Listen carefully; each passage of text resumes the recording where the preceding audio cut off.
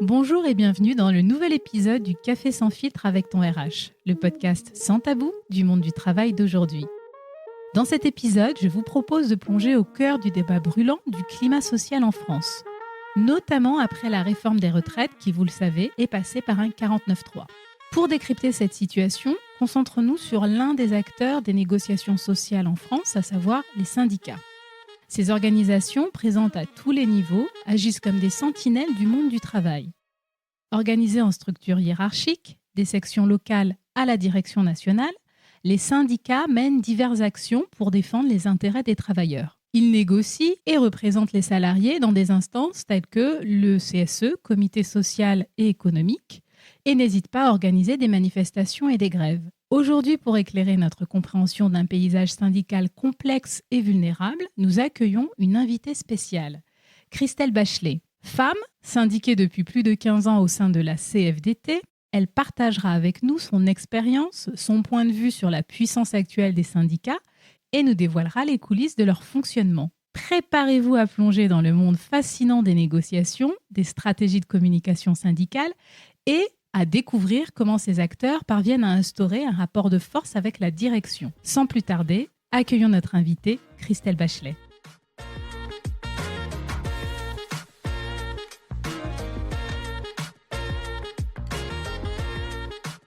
Merci Christelle d'avoir accepté mon invitation. Est-ce que tu peux te présenter pour nos auditeurs ? Oui, bien sûr. Déjà, merci à toi de m'avoir invitée, parce que je pense que c'est un vrai sujet en fait aujourd'hui, le syndicalisme, et que ça mérite qu'on en parle. Donc moi, je m'appelle Christelle Bachelet. Je travaille depuis plus de 30 ans dans la même entreprise. Donc on peut dire que ça devient rare. Ça devient rare. Donc voilà, alors, je suis chargée d'affaires et donc je vais voir des clients, je leur vends des choses, etc. Et c'est vrai que je suis un peu tombée, donc c'est dans le secteur bancaire, et je suis un petit peu tombée dedans, on va dire par hasard. Voilà, je faisais un stage sur le plateau téléphonique, puis ils m'ont proposé un emploi. Et à l'époque, il y a 30 ans, les CDI, comme maintenant, c'était un peu rare, c'était un peu recherché. À l'époque, on faisait toute notre carrière dans la même entreprise. Et donc, du coup, j'ai un peu sauté dessus, alors que c'était pas du tout une vocation ni une envie que j'avais. Donc, je suis tombée dedans. Il se trouve que c'est une entreprise qui est plutôt agréable. Enfin, voilà, on a des avantages comme les grandes entreprises en ont, en fait, Oui. avec justement un CSE, avec tout un tas de choses aussi, une vraie représentation salariale.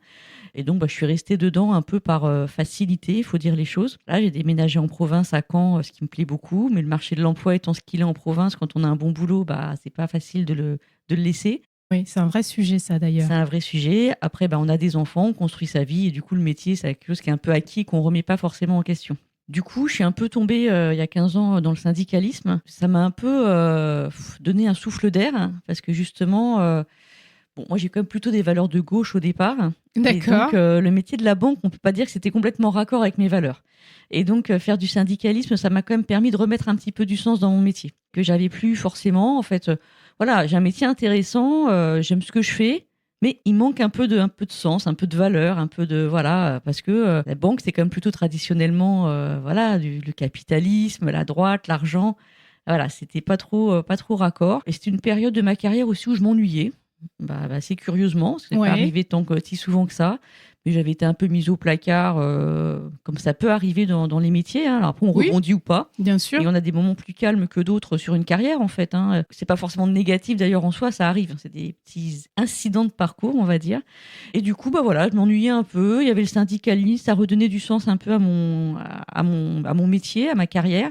Et ça m'a permis de voir quelque chose de différent tout en restant dans mon entreprise. D'accord. Et donc, on est venu te chercher. Comment la rencontre s'est passée ? Ouais, plus ou moins, en fait. Hein. C'est-à-dire que c'est un peu... Il y a un moment où on t'en parle et il y a des moments où tu es complètement étanche.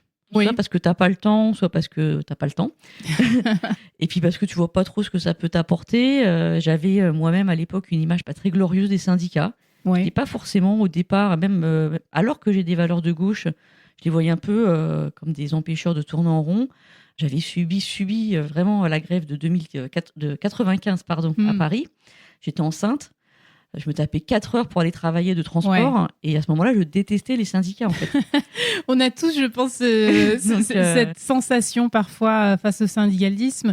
Moi, c'est un peu pareil. Pourtant, je viens d'un milieu ouvrier et à la maison, ça tractait, ça rédigeait des communications. Et je trouvais que c'était parfois un peu Ça allait très loin, mais c'est vrai qu'avec le temps, on bouge sur nos positions. C'est ça. On bouge et puis ce serait...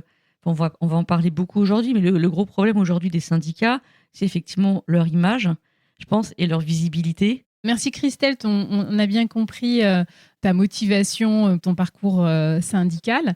Maintenant, j'aimerais qu'on parle le chiffre. Donc en 1959, 30% des salariés sont syndiqués. Aujourd'hui, ils sont seulement 10%, alors que beaucoup de salariés ont le sentiment que leurs droits reculent. Qu'est-ce que cela traduit selon toi ? C'est un peu ce qu'on évoquait en début là, du podcast, c'est qu'en fait, les salariés se sentent plus forcément représentés par les syndicats, déjà. Aujourd'hui, les syndicats, c'est quelque chose d'un petit peu obscur, d'un petit peu opaque. On ne sait pas trop quels sont leurs rôles et leurs missions exactes. Ajoute à ça que les gens n'ont pas forcément envie de s'investir dedans. Ils ont toujours un peu peur. Je m'investis, est-ce que ça va pas avoir des conséquences sur ma carrière ? Oui. Est-ce que derrière, je vais pas être pénalisé en fait, à m'investir ?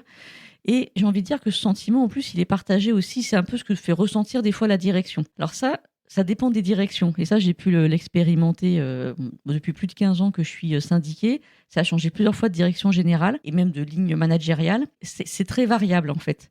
Mais il y a toujours cette peur de « je me syndique, qu'est-ce qui va m'arriver ?» Oui. Voilà. Donc c'est la peur de l'inconnu, les retombées qu'il pourrait y avoir sur... En fait, les gens ils font un calcul un peu rendement-risque, on va dire, en se disant « Ok, ça va pas m'apporter grand-chose alors que je prends du risque. » Et ça va pas apporter grand-chose en général, pas qu'à moi. C'est ok, ça sert à quoi les syndicats ? Oui, aujourd'hui, on a le sentiment qu'ils sont moins forts qu'avant. C'est ça. Et en fait, donc c'est un peu comme un cercle vicieux en fait, parce que du coup, plus ce sentiment augmente, moins les gens se syndiquent. Et moins les gens se syndiquent, moins les syndicats vont être puissants. Donc c'est un vrai risque si les syndicats n'arrivent pas à remobiliser un petit peu les salariés, qu'à terme ils disparaissent ou en tout cas ils soient de moins en moins puissants. Oui, c'est vrai. Et j'aimerais faire une petite analyse parce qu'on a le sentiment que dans certains secteurs d'activité, les syndicats sont plus forts que d'autres. Toi, quel est ton avis par rapport à cette première analyse ? Oui, c'est complètement vrai. Nous, dans la banque, les syndicats majoritaires, les syndicats même présents, c'est plutôt des syndicats comme la CFDT, à laquelle j'appartiens, ou la CFE-CGC, qui est un syndicat de cadres. Et on a peu de représentants au niveau CGT et FO, qui sont plutôt des syndicats qu'on va retrouver dans l'industrie, qui sont plutôt plus revendicatifs, pas forcément plus forts en termes de poids, enfin en tout cas de nombre d'adhérents en France, mais en tout cas ils sont très revendicatifs par rapport à leurs demandes, et ils ont plutôt touché des milieux ouvriers, des milieux industriels. Et l'ambiance n'est pas du tout la même. C'est-à-dire que dans la banque ou dans les grandes entreprises, les syndicats, c'est plus calme. C'est plus calme aussi parce que les conditions de travail sont plutôt en général un peu meilleures. On n'a pas de sujets, on a moins de sujets comme les accidents du travail, comme la pénibilité, ce genre de choses, qui sont quand même des sujets, pour le coup, il y a vraiment besoin de se mobiliser. Et donc, sur ces sujets-là, c'est plus dans l'industrie qu'on va retrouver, avec pas tout à fait les mêmes syndicats, pas tout à fait les mêmes revendications. Oui, j'entends qu'en fait, ce qui est difficile, c'est de rassembler autour de revendications communes et de priorités. C'est ça, tout à fait, quoi. Bon, peut-être une piste pour les auditeurs qui nous écoutent et qui sont syndiqués, qui veulent peut-être rassembler les syndicats sur des sujets communs. Alors moi, j'ai pas toutes les solutions. Le problème qu'on a aussi, c'est que depuis les dernières années, on a vu comme les différentes lois qui ont été votées, qui ont contribué aussi à ce mouvement. C'est-à-dire que avant, les syndicats avaient plus de pouvoir. Petit à petit, les lois ont déconstruit un petit peu toutes les prérogatives des syndicats. Par exemple, avant, quand il y avait des informations-consultations, c'est comme très, très fréquent pour tout un tas de sujets dans les entreprises, s'il n'y avait pas de rendu d'avis, alors c'était du CSE, mais c'est souvent les mêmes membres au syndicat et au CSE, s'il n'y avait pas de rendu d'avis, en fait, le projet ne se faisait pas. Il fallait que le CSE rende un avis. Voilà. Alors après, ça a changé. C'est-à-dire qu'il était présumé avoir rendu un avis négatif. Mais en fait, il y a eu toute une progression. Et aujourd'hui, l'infoconsulte existe toujours, mais qu'il y a un avis positif, négatif ou pas d'avis, le projet se fait quand même. Oui, c'est la même chose. Donc en fait, ça ne sert plus à rien. Il y a tout un tas de choses comme ça. Il y a eu des lois, comme la loi Rebsamen, qui ont fait un peu de mal. Alors, à chaque fois, c'est des petites choses, en fait. Oui, mais mises bout à bout. C'est ça, on connaît tous l'image de la grenouille qu'on plonge dans une casserole d'eau froide, et puis elle ne se rend pas compte que l'eau chaude, et puis quand l'eau est bouillante, c'est trop tard et la grenouille est morte. C'est un peu ce qui s'est passé avec les syndicats. C'est-à-dire que petit à petit, on a retiré des prérogatives. Pareil, quand on a réformé, avant on avait un comité d'entreprise, des délégués du personnel et un CHSCT. Oui. Là, maintenant, il n'y a plus qu'un CSE qui a toutes les Ouais. missions. C'est-à-dire que ça a réduit le nombre d'heures des adhérents, enfin des syndiqués, hein, pas des adhérents, pardon. Ça a réduit leur nombre d'heures et donc ils ont moins le temps. Et ça a l'air de rien parce que on se dit, bah oui, peut-être ils avaient trop d'heures avant. Sauf que c'est compliqué de s'investir dans un syndicat quand on a son métier aussi à faire. Bien sûr. Voilà, donc c'est toutes ces petites choses. Donc en fait, moi je dirais que la responsabilité, elle est partagée entre effectivement les mesures qui ont été prises plus ou moins par le patronat, mais en tout cas par le gouvernement, on va dire plus ou moins poussées par le patronat, et puis les problèmes internes aux syndicats qui n'ont pas réussi à se renouveler et puis à prendre des vagues telles que le numérique, etc. Et ces deux choses réunies font que on est qu'à 10% maintenant et que ça risque de baisser dans les années à venir. Voilà, c'est pas de la faute que des syndicats. Oui. C'est pas de la faute que non plus des lois, faut pas se leurrer. C'est un peu une conjonction des deux. Bien sûr. Qui fait que c'est compliqué. Christelle, tu viens de nous expliquer que la situation actuelle des syndicats est une combinaison de causes qui, mises bout à bout, font qu'on est dans une situation inconfortable. J'aimerais comprendre déjà, pour bien situer les choses, comment est organisée une organisation syndicale comme la tienne. Et bien justement, ça participe aussi à tout ça. C'est que moi-même, là maintenant, je connais bien notre organisation, mais il m'a fallu un petit peu de temps, même quand je me suis syndiquée, pour comprendre comment ça fonctionnait. Parce que c'est très complexe. Parce qu'en fait, voilà, j'ai parlé de la CFDT, mais toutes les organisations syndicales sont organisées de la même façon. On a déjà la confédération. La confédération, c'est national, c'est un peu là où les décisions sont prises, y compris en termes de publication, enfin de tout un tas de choses, de ce qu'on veut pousser comme communication. Et après, derrière, la conf, qui est vraiment très centralisée, elle a des détachements à la fois par branche professionnelle et par région.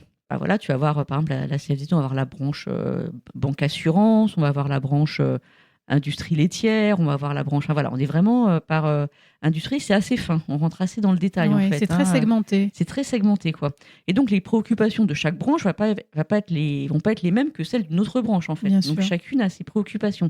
Et après, en plus de cette segmentation qui est déjà assez quand même compliquée à gérer en soi, tu as en plus une autre segmentation par région. Tu vas avoir la CFDT Basse-Normandie. Donc, voilà. Et donc, ça veut dire que tu te retrouves avec des toutes petites cellules assez déconnectées, en fait, de la Confédération et qui doivent chacune vivre, en fait. Oui. Et ça, c'est pas simple parce que déjà, ça veut dire que même en termes de budget, ça morcelle aussi. C'est-à-dire que chacun, en fait, quand tu adhères à un syndicat, tu payes une cotisation tous les mois qui est en fonction de ton salaire. Et cette cotisation, elle remonte aux fédérations. Alors, en général, ça remonte à la région, mais ça peut remonter à ta fédération de branche.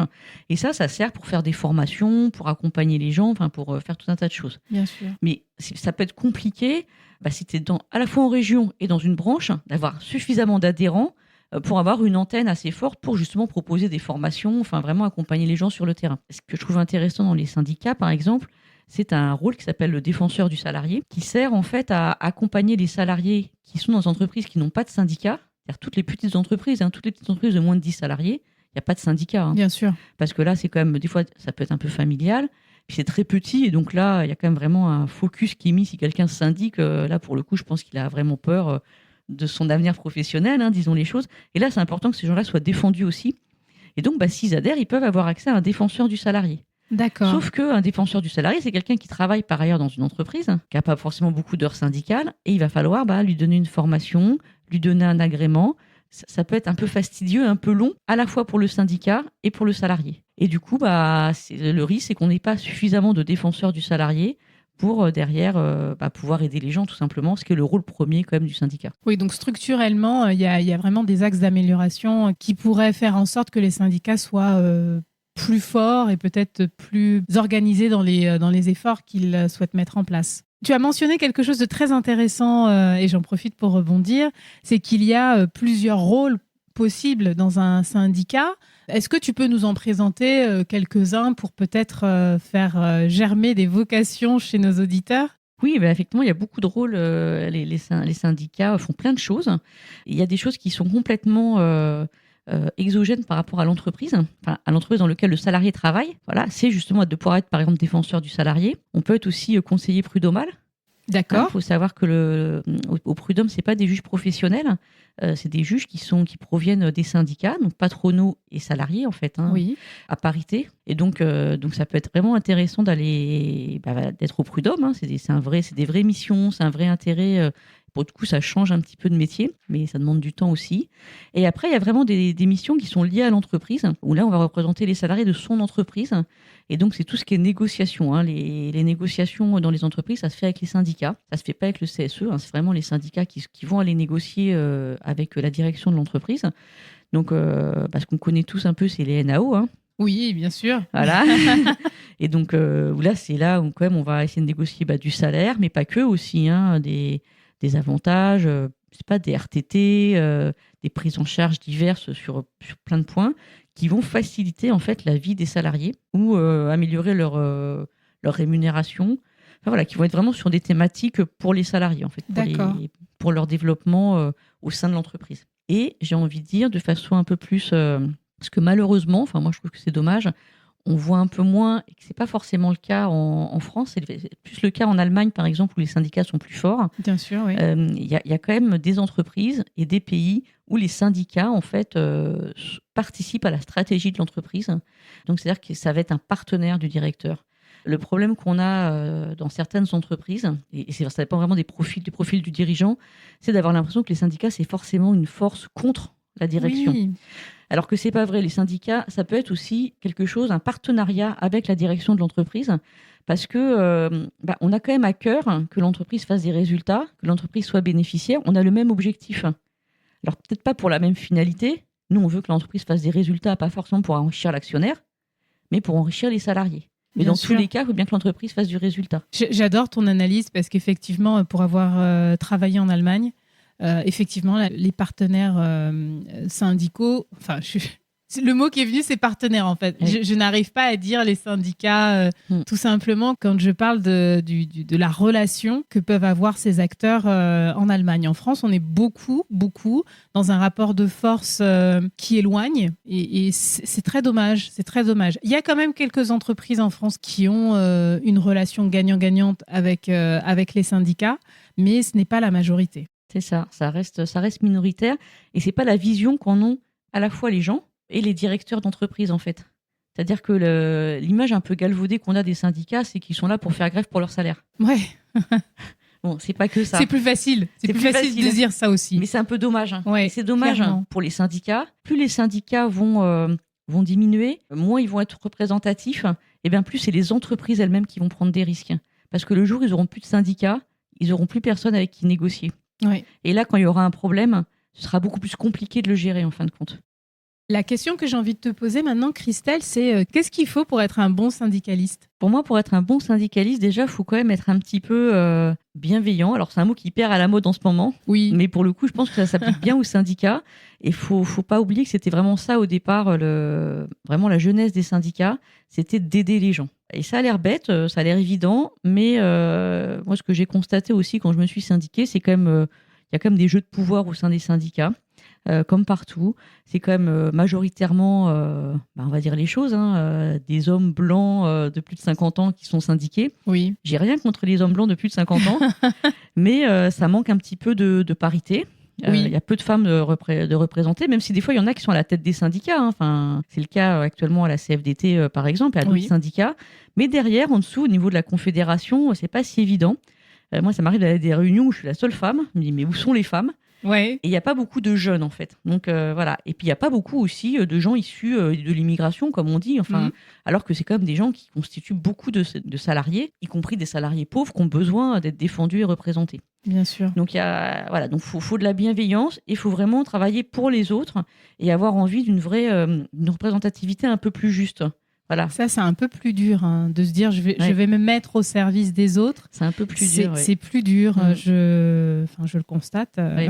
Et quand tu es représentatif, du coup, même si tu défends toi, tu défends les autres. Alors que quand tu n'es pas représentatif, quand tu es uniquement un syndicat composé à 80% d'hommes blancs de plus de 50 ans, eh bien, tu vas plutôt défendre les intérêts des hommes blancs de plus de 50 ans. Et c'est humain. C'est parce qu'en fait, tu n'as pas forcément de visibilité des intérêts des autres. Et donc, il faut vraiment aujourd'hui arriver à être un peu plus, peut-être élargir. Alors, c'est au niveau des recrutements, mais c'est pas facile parce que En fait, c'est un peu pareil, hein, c'est un cercle aussi. C'est que tu as tendance à recruter parmi les gens que tu côtoies, parmi les gens que tu connais. Et voilà. Et moi, je vais être plus facilement avec des femmes blanches de plus de 50 ans que peut-être que des jeunes femmes de 25 ans. Et encore, j'essaye, mais tu vois, on a tendance effectivement à pas forcément, faut faire cet effort hein, tout le temps d'aller vers les autres et de vouloir en fait, c'est ça, être représentatif de toute l'entreprise. Et ça, c'est vraiment hyper important, quoi. Bah, je pense que quand on arrivera à ça, le syndicalisme sera autre chose. Alors, je suis d'accord.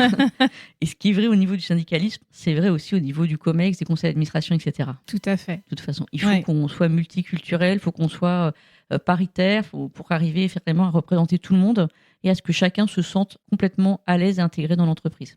Comment faites-vous pour recruter de nouveaux adhérents ? Bon, on les paye, hein ? Non, je rigole. Je veux. Non, c'est pas facile, hein, parce qu'encore une fois, déjà, les syndicats n'ont pas une bonne image. Oui. Donc ça, c'est compliqué. En plus, quand tu approches des gens, ils ont toujours un peu peur. Alors, la première chose, c'est OK, mais ça sert à quoi ? Une fois que tu as répondu à cette question, à te former, à avoir des infos, à contribuer, etc., c'est OK, mais je vais prendre un risque par rapport à ma carrière. Non, pas forcément. Mais on peut pas dire non à tout prix, en fait. Oui. Parce qu'en fonction, effectivement, de la direction, du manager, voilà, c'est un peu compliqué. Et puis après, c'est vrai, mais j'ai pas le temps. Parce que c'est vrai que les gens, ils sont pris dans leur métier, en fait. Oui. Ils n'ont pas forcément de temps pour s'investir. Ce qu'il faut, c'est les rassurer sur ces 3 points en disant si les syndicats, c'est utile. Mais c'est vrai que c'est utile un peu à grande échelle. Il faut que les syndicats soient maintenus, en fait. Et chacun se dit, moi, je suis juste une petite goutte d'eau. Oui, mais en fait, c'est à force d'en avoir plein qu'on fait des choses. Sur la partie manager et carrière, quand tu te syndiques, tu n'es pas obligé d'en parler à ton manager. C'est-à-dire que tu peux très bien être syndiqué sans être sur une liste pour être élu. Et dans ces cas, ton manager ne le sait pas. Il n'est pas obligé de le savoir. Oui.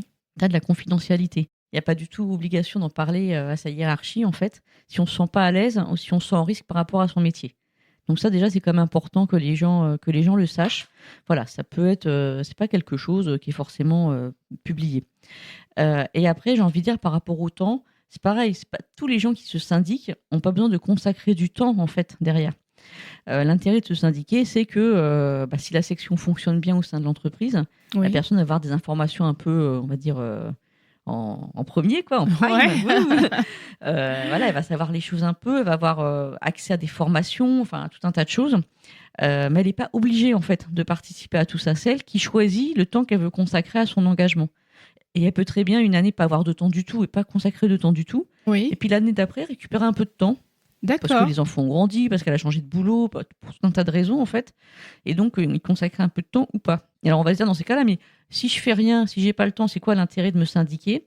L'intérêt, c'est que plus il y a de syndicats, plus ils sont puissants, plus ils représentent une force de négociation avec la direction. D'accord. Mais c'était exactement la question que j'allais te poser. Quel est l'intérêt au final ? D'accord, oui. Très bien. La question du nombre compte.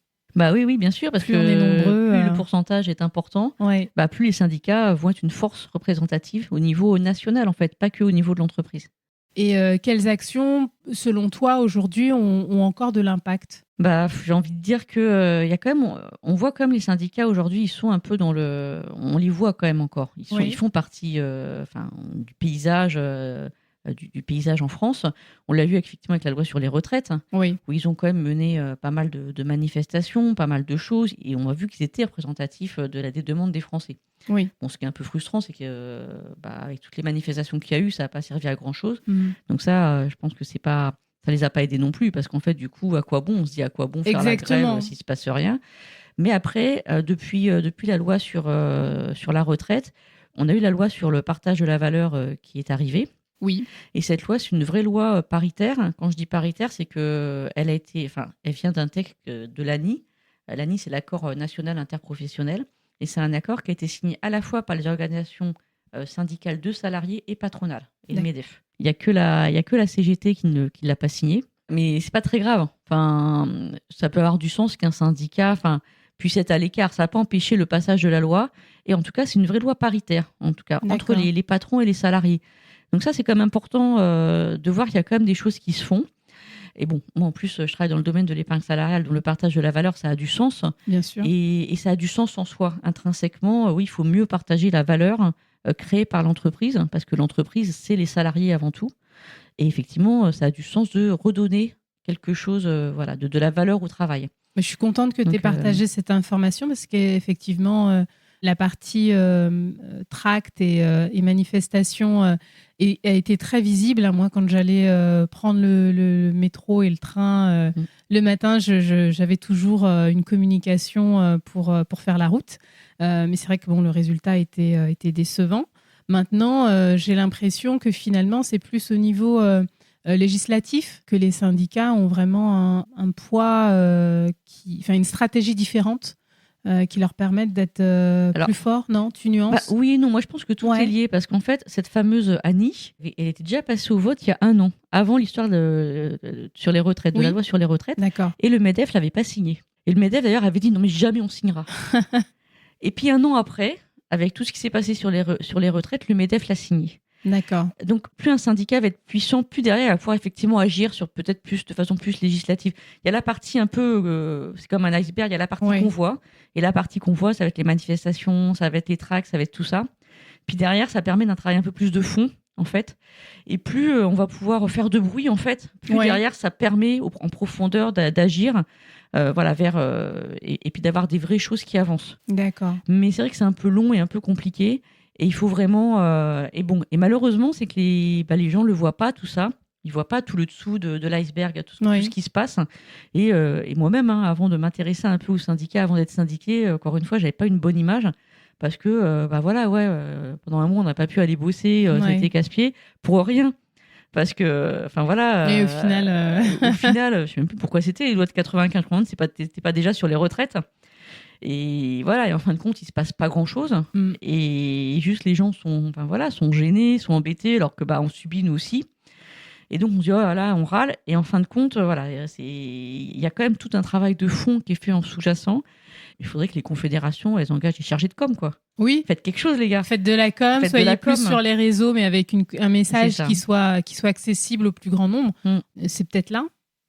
C'est des podcasts comme le tien. Non, mais c'est vrai, en fait, parce qu'aujourd'hui, les podcasts, les réseaux sociaux, tout ça, c'est des choses qui n'ont pas été tellement pris par les syndicats. Ouais. Ils sont restés sur des modes de communication. Le tract, c'est bien les tracts, mais bon, les gens, ils sont pas forcément, au moment où ils reçoivent le tract, ils ont pas forcément envie de le lire. Des fois, ils sont pressés, machin, et ça finit dans la poubelle, quoi. Ouais, c'est vrai. Alors que quand tu écoutes un podcast, c'est que tu as envie de l'écouter, c'est que tu es prêt à l'écouter, c'est un choix. Et donc, il faut vraiment, à mon avis, changer un peu de stratégie de communication et puis effectivement changer la vision des gens. Alors, c'est pas facile, mais même la vision des entreprises, effectivement, revenir à un truc à dire OK, aujourd'hui, on est des partenaires, on n'est pas juste là pour vous embêter. Et d'ailleurs, c'est marrant parce que les entreprises, on entend parler de RSE à tout va, la RSE. La RSE, dedans, quand on regarde ce qu'il y a à l'intérieur, tu as aussi un volet gouvernance. Oui, c'est vrai, tout à fait. Et aspect social et sociétal. Bien sûr. Or, quand on parle de RSE en entreprise, ils te parlent d'écologie, ils te parlent d'environnement, empreinte carbone. C'est bien, carbone. Je ne suis pas en train de dire que ce n'est pas important. Bien sûr. Mais il y a tout le volet social, sociétal et de gouvernance qui est très peu évoqué dans les entreprises, alors que ça fait partie intégrante de la RSE. Tout à fait. Et là, les syndicats, ils ont un rôle à jouer. D'ailleurs, les syndicats ne l'emparent pas non plus tellement forcément, en fait. Oui, donc il y a vraiment un gros chantier à faire. En tout cas, tu me fais une belle transition parce que là, on a beaucoup parlé de l'état du syndicalisme en France. Maintenant, j'aimerais qu'on fasse un focus sur le syndicat en entreprise et te poser la question suivante d'entrée de jeu. Quelles relations entretiennent les syndicats, les RH et la direction en général ? J'ai envie de dire que c'est très variable d'une entreprise à l'autre. Ça, je le vois dans mon entreprise, mais aussi quand je vais en clientèle.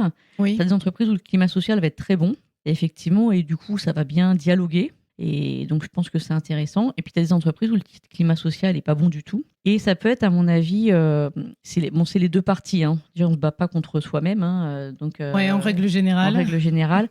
Et donc, des fois, il y a des positions que je ne comprends pas. Il y a des fois des syndicats qui vont agir pas dans l'intérêt des salariés.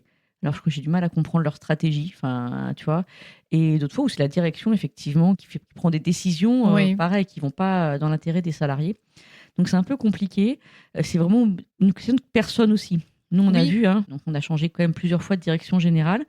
Et c'est vrai qu'en fonction de la direction générale, et souvent la ligne managériale, en dessous descend la direction générale, soit va être plutôt bienveillante avec les syndicats, et le dialogue social va quand même plutôt être meilleur. soit ils vont avoir des fois une attitude un peu méprisante par rapport aux syndicats. Et du coup, ça va être compliqué de parler avec eux. Donc les relations, je dirais que c'est variable d'une société à l'autre, d'une entreprise à l'autre. Mais ça, pareil, hein, plus un syndicat va avoir du poids dans l'entreprise, plus il va... Si une entreprise, tu as 60% des gens qui sont syndiqués, même si la direction générale elle veut pas parler avec les syndicats, elle va être obligée de leur parler. En fait. Oui. Alors que tu es dans une entreprise qui a que 5% de syndiqués, si la direction générale n'a pas envie de parler aux syndicats, il ne se passera rien. Oui, ils n'ont pas de poids. Ils n'ont pas de poids.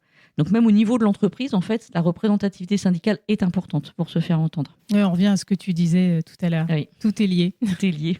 Qu'est-ce que tu reprocherais au dialogue social français ? On l'a un peu évoqué tout à l'heure en disant qu'on était plutôt dans de la confrontation plutôt que de la construction, de la co-construction. Ouais, c'est ça. Je reprocherais un peu déjà la déconstruction qu'il y a eu effectivement du syndicalisme.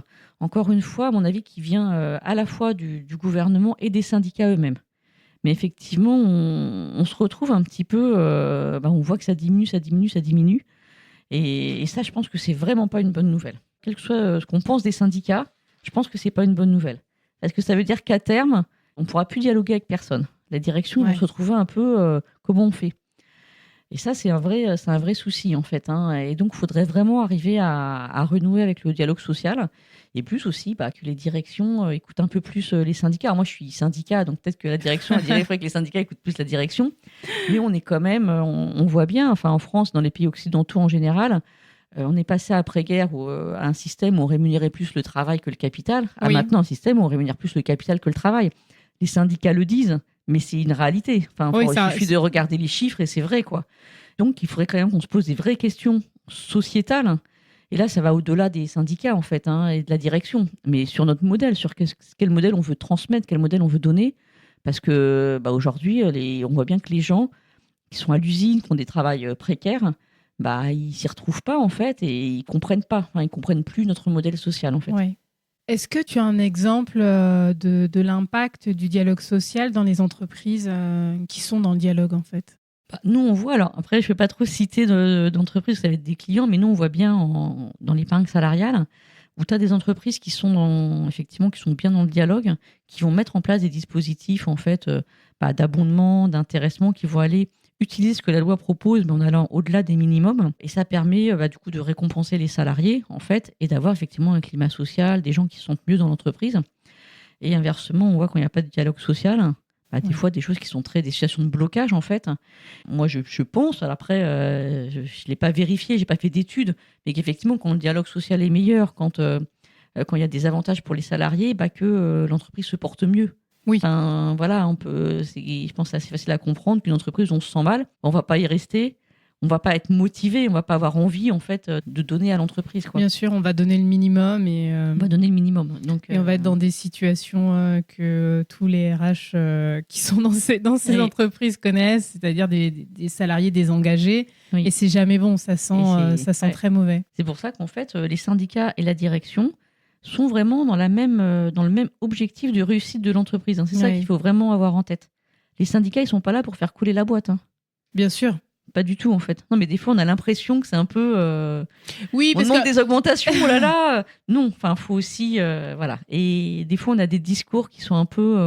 on voit bien que la direction, ils sont aussi restés sur des anciens schémas ou sur des idées un peu comme ça arrêtées. Mais les idées reçues sont très fortes. C'est ça le souci, parce que on a aussi des exemples d'entreprises qui ont été plantées par des syndicats qui avaient des revendications disproportionnées. Oui. Pour toi, quel est l'envers du décor pour quelqu'un qui est syndiqué en entreprise ? L'envers du décor, c'est un peu de frustration déjà, parce qu'effectivement, on a quand même un peu l'impression des fois de servir à rien. Ce que je regrette aussi, et ce qu'on voit, qu'on n'a pas tellement parlé là, c'est des fois un peu la guéguerre interne entre les syndicats. En fait, j'ai beaucoup hésité à faire un sujet là-dessus, mais le podcast, peut-être au prochain. Oui. On pourra en discuter, ou si tu veux en dire 2 mots. On peut en dire juste effectivement 2 mots, quoi. Mais c'est vrai que c'est ça, c'est ce qu'on disait, les syndicats, c'est aussi des jeux de pouvoir, que ce soit à l'intérieur des syndicats ou entre syndicats, en fait. Et plutôt que de travailler pour les salariés, les syndicats, des fois, ils travaillent pour... être les meilleurs, avoir la meilleure revendication, avoir machin, etc. Et ça se tire un peu dans les pattes. Et ça va pas dans le sens des salariés, ça va dans le sens de la direction. La direction, si les syndicats ils se battent entre eux, ça les arrange. pendant ce temps-là, voilà. Et ça, je trouve que c'est un petit peu dommage en fait. Et c'est un peu l'envers du décor. Effectivement, je trouve que ça manque un peu de. On n'est pas assez constructif, on n'est pas assez. Enfin, tu vois. Après, je te dis, c'est un peu les deux parce que quand t'es force de proposition et puis que il se passe rien, c'est vrai qu'il y a un moment où c'est assez décourageant en fait. Mais voilà, c'est un peu. Il y a du travail. Tu te dis, moi, je trouve que l'envers du décor, c'est se dire qu'on a des gros soucis de communication au niveau du syndicat. Et puis, je parle pas vraiment de l'entreprise, mais vraiment au niveau de la confédération, au niveau des régions. On n'est pas tellement soutenu dans les entreprises. C'est un peu chacun qui se débrouille comme il peut. Donc, si tu as une équipe sympa et motivée, ça se passe bien. Il suffit qu'avec la personne qui soit un peu moteur s'en aille, et puis le moteur, il s'effondre. Et le syndicat va s'effondrer, en fait. Donc, ça, c'est un peu compliqué. Et c'est vrai aussi que c'est donner de son temps, être syndiqué, quand même. Et on n'est pas tellement reconnu, même par les salariés. C'est-à-dire que des fois, tu te fais plus engueuler qu'autre chose, alors que, attends, moi, je suis là pour te défendre. J'y consacre mon temps en plus de mon boulot. Et t'entends des trucs. De toute façon, on est tous des feignants, les syndicats. Oui, enfin, on fait ça en plus de notre travail, quoi. Bien sûr. C'est pas à la place du travail. Enfin, donc, tu vois, t'as quand même ce manque de reconnaissance aussi. Tu vois, un peu où tu te dis, où tu te dis encore plus à quoi bon, quoi. Donc, clairement, et le témoignage que tu viens de nous partager, je l'ai entendu plusieurs fois. Trop de fois, en fait. C'est un peu dommage. On arrive bientôt à la fin du podcast. Christelle, est-ce qu'il y a une question que je ne t'ai pas posée et que tu aurais aimé que je te pose ? Non, je dirais on a un peu fait le tour de la question, quoi. Je milite pour plus de syndiqués, mais aussi des syndiqués plus variés, plus de représentativité, qu'on puisse effectivement porter des vraies valeurs de gouvernance, des valeurs sociétales, et qu'on s'inscrive dedans. J'ai vu trop souvent aussi dans des entreprises, des fois, des entreprises qui étaient moteurs justement pour faire des choses, et où c'est les syndicats, alors on se bat pour la RSE, pour machin, etc. Et puis le CSE propose un voyage à Dubaï. Ah oui. Et c'est pas la direction. Bien sûr. Bien sûr. C'est des petites choses. Non, mais c'est ce qui compte. C'est, voilà, des fois, on se dit que même en termes de valeurs, c'est un peu, il y aurait besoin de remettre un peu de sens dans tout ça, quoi. D'accord, mettre du sens dans les actions qui sont menées. Est-ce que ça sera le mot de la fin ? Écoute... Pourquoi pas ? Il est très beau, je trouve, qu'il nous ramène à une réflexion plus globale sur le sens et son impact, son engagement au travail. Et c'est un peu le travail qui porte la société française aujourd'hui. Donc c'est un très beau message, je te remercie. Ok, de rien, merci à toi. Je t'en prie. Si vous avez appris des choses et pensez que ce contenu peut aider, partagez l'épisode auprès de votre communauté et abonnez-vous à la newsletter pour ne pas manquer les prochains épisodes. Je vous dis à très vite. Au revoir.